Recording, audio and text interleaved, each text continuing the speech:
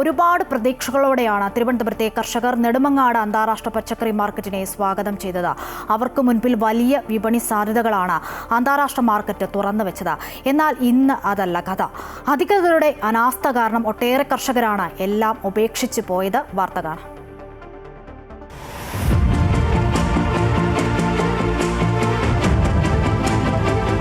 കാലാവസ്ഥാ വ്യതിയാനങ്ങളെയും പ്രതികൂല സാഹചര്യങ്ങളെയും തരണം ചെയ്താണ് കർഷകർ മണ്ണിൽ പൊന്നു വിളയിക്കുന്നത്.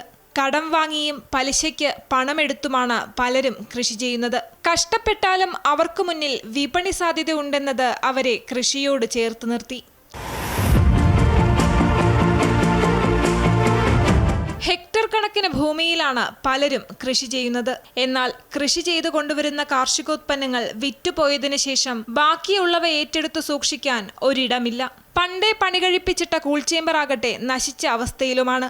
മുമ്പൊക്കെ എന്ന് പറഞ്ഞാൽ ഇവിടെ ഈ കെട്ടം മുഴുക്കൻ മരക്കറിയായിരിക്കും, അപ്പുറത്തെ ആൾ മുഴുക്കൻ കൊലയായിരിക്കും. എത്ര കൊണ്ടുവന്നാലും ഒരു കൊലയോ 1 കിലോ മരക്കറി സാധനമോ തിരിച്ചു വിടുകില്ല, എടുക്കാതിരിക്കില്ല, എല്ലാം ഹോർട്ടിക്കോപ്പെടുത്തു പോകുന്നത്.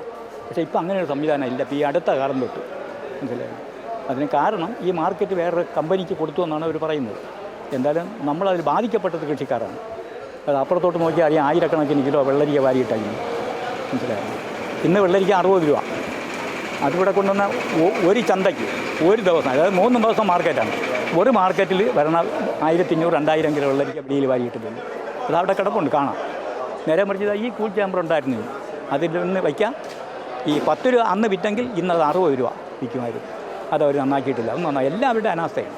കർഷകർ കൊണ്ടുവരുന്ന കാർഷികോത്പന്നങ്ങളിൽ കുറച്ചു മാത്രം ഏറ്റെടുക്കുകയും ബാക്കി വരുന്നവ എടുക്കാൻ ഹോർട്ടികോപ്പ് തയ്യാറാകാതെ വരികയും ചെയ്തതോടെ വലിയ പ്രതിഷേധമുയർന്നു. ബാക്കി വന്ന പച്ചക്കറികൾ മാർക്കറ്റിലെ പൊന്തക്കാട്ടിൽ അധികൃതർ തന്നെ ഉപേക്ഷിച്ചു. ടൺ കണക്കിന് പച്ചക്കറികളാണ് ഇത്തരത്തിൽ അഴുകി നശിച്ചത്. കഷ്ടപ്പെട്ട് കടം വാങ്ങി കൃഷി ചെയ്തെടുത്ത ഉത്പന്നങ്ങൾ അഴുകി നശിച്ചത് കണ്ട് കർഷകരുടെ മനം മടുത്തു. പലരും കൃഷി ചെയ്യുന്നത് നിർത്തി.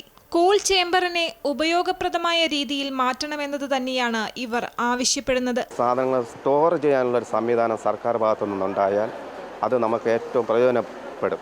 ഈ തലമുറയ്ക്ക് അല്ലെങ്കിൽ അടുത്ത തലമുറയ്ക്കെങ്കിൽ ഇത് കൃഷിയിലോട്ട് വരണമെന്നുള്ളൊരു ആശയം വരും. ഇന്നിപ്പം വില കുറവാണെങ്കിൽ സാധനം കൂടുതലാണ്, അതിനെ ശേഖരിക്കാനുള്ള സംവിധാനം ഇപ്പോൾ ഉണ്ട്. അതിനെ നമ്മൾ ശേഖരിക്കാനുള്ള സംവിധാനത്തിലേക്ക് പോയി കഴിഞ്ഞാൽ കൃഷി ഒരിക്കലും ആരും താഴോട്ട് നിൽക്കില്ല. ഏറ്റെടുത്ത ഉത്പന്നങ്ങൾക്ക് തന്നെ കൃത്യമായി പണം ലഭിക്കുന്നുമില്ല.